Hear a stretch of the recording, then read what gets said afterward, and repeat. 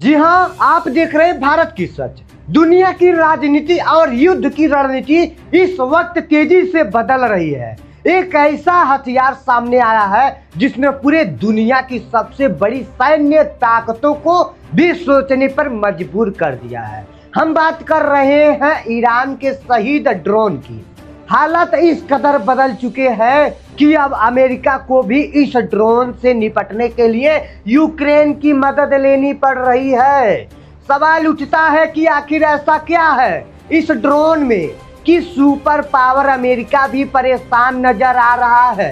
दरअसल रूस और यूक्रेन के बीच चल रहे युद्ध में रूस लगातार ईरानी शहीद 136 ड्रोन का इस्तेमाल कर रहा है। पिछले कुछ सालों में यूक्रेन ने हजारों ड्रोन हमलों का सामना किया है। इन हमलों के दौरान यूक्रेन न सिर्फ इन ड्रोन का कमजोरियों को समझा बल्कि उन्हें रोकने के कई सस्ते और प्रभावी तरीकों का भी विकसित उपाय बनाए। यही वजह है कि अब यूक्रेन उनके अपने अनुभव को तकनीकी और अमेरिका वालों के उनके सहयोगी के साथ साझा कर रहा है। रिपोर्ट्स के मुताबिक यूक्रेन के विशेषज्ञ और सैनिक मिडिल ईस्ट में भेजे जा सकते हैं। ये टीमें अमेरिका ठिकाने और खाड़ी देशों के सैनिकों का ट्रेनिंग देगी कि ईरानी ड्रोन को कैसे ढूंढना है, कैसे ट्रैक करना है और आखिरी में उन्हें कैसे गिराना है। इसके लिए यूक्रेन ने एक खास रणनीति अपनाई है जिसमें सस्ते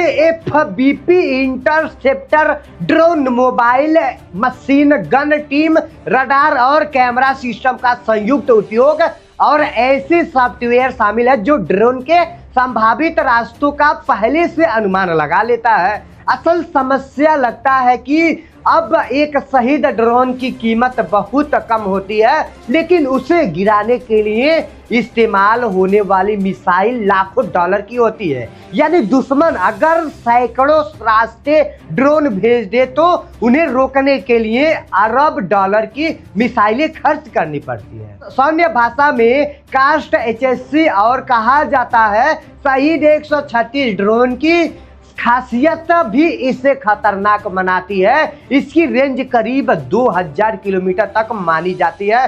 यह 30 से 50 किलोमीटर तक विस्फोट ला सकता है। यह ड्रोन धीमा लेकिन स्थिर गति उड़ता है और इसमें पहले तय रास्ता पर लंबी दूरी तक हमला कर सकता है। यह बहुत नीची ऊंचाई पर उड़ता है और कई बार रडार से बचने के लिए घुमावेदार रास्ते को भी सबसे आसानी मुश्किल में वह चला जाता है। सबसे बड़ा खतरा तब पैदा होता है जब इन ड्रोन का इस्तेमाल झुंड में किया जाता है।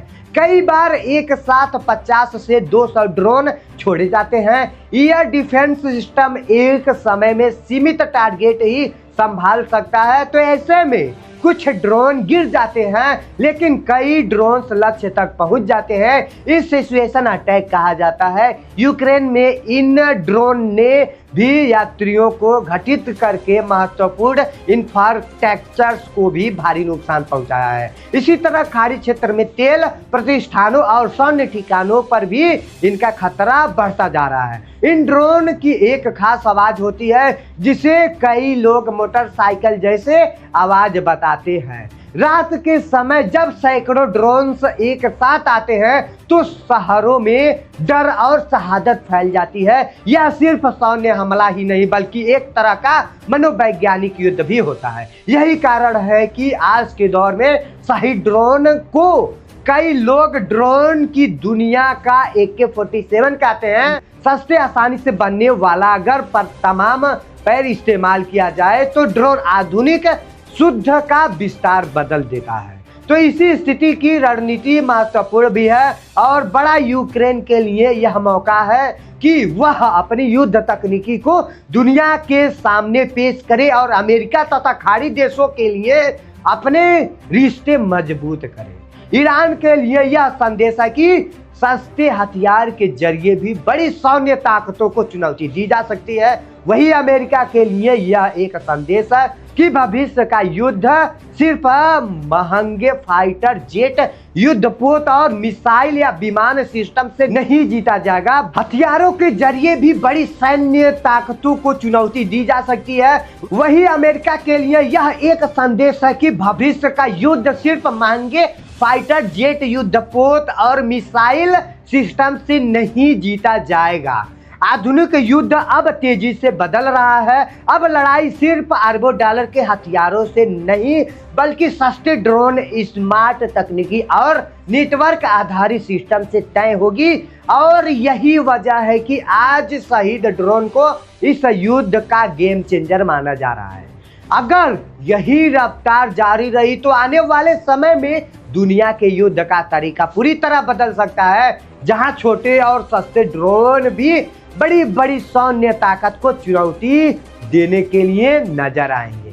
तो आपको यह वीडियो कैसा लगा कमेंट सेक्शन में जरूर बताइएगा। इसी के साथ वीडियो को समाप्त करते हैं। जय हिंद।